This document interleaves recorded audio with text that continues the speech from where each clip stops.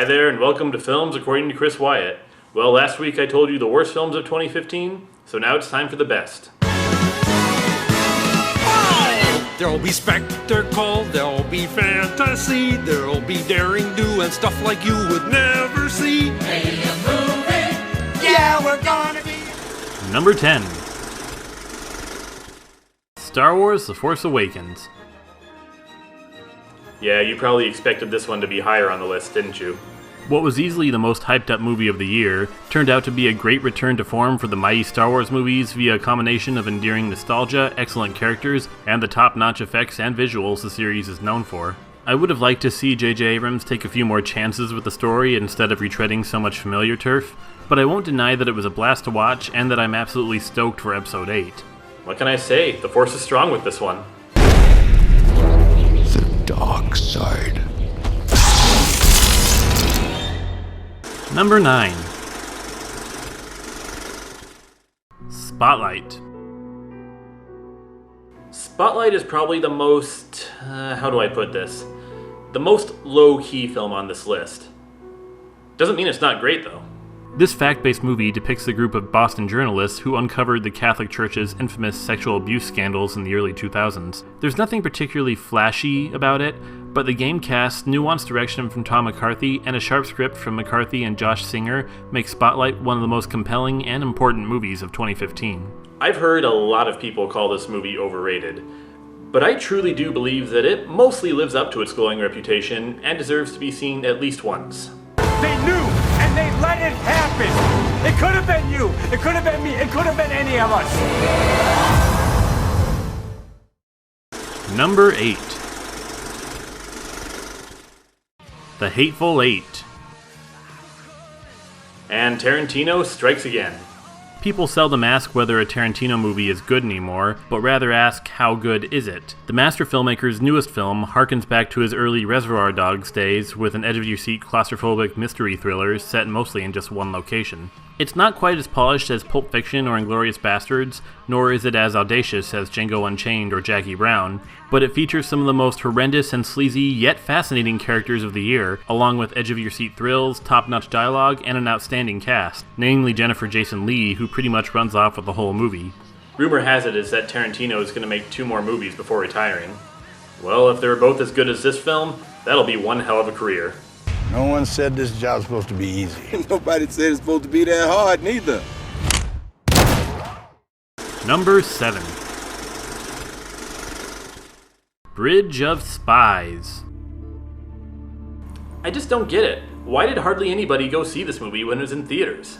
I guess what must have just seemed like another Steven Spielberg-directed Tom Hanks star vehicle may not have seemed like much, but in reality it's one of the most compelling films of the year. The Cold War set film is part political thriller and part legal drama. Through some strong performances, Spielberg's legendary directorial skills, and a top-notch script from the Coen brothers, like I said, I'm quite shocked that it didn't get the attention it really deserved.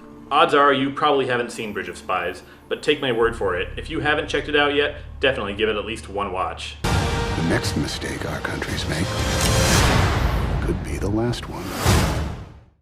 Number 6. Room. You know, with all the praise this movie received, I was seriously expecting it to be a letdown. But what can I say? It just is that good.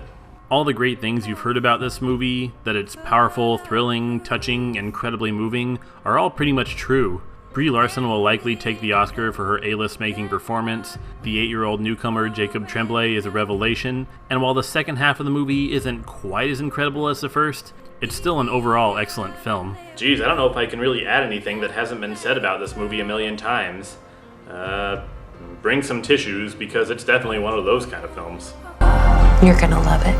What? The world. Number 5. Ex Machina. And here's another entry into the sexy robot subgenre of sci-fi movies. The surprise hit Ex Machina is a simple yet highly effective film that's part high-concept science fiction and part Hitchcockian suspense thriller. It features an excellent cast with a star-making performance from Alicia Vikander, nail-biting suspense, a perplexing mystery, and some memorable visuals and effects. I think Futurama said it best. Don't date robots!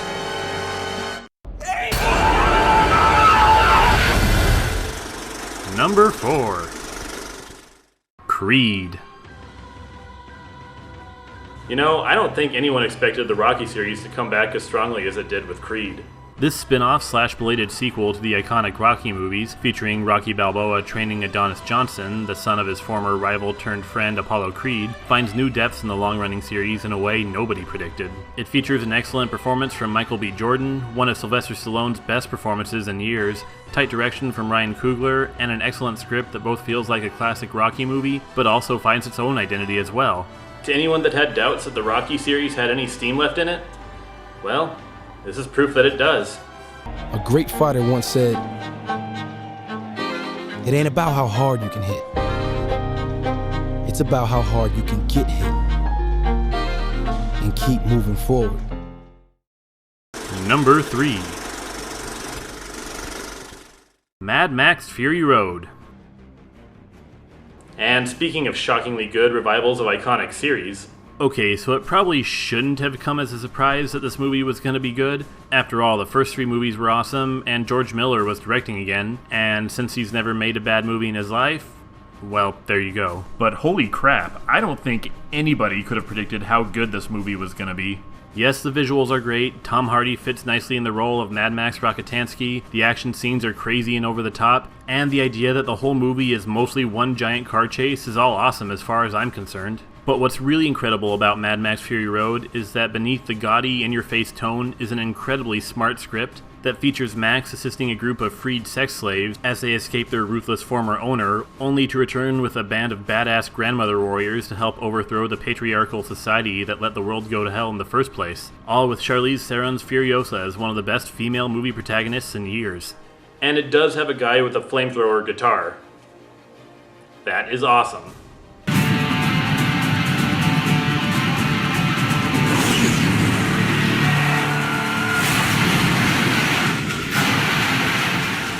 Number 2.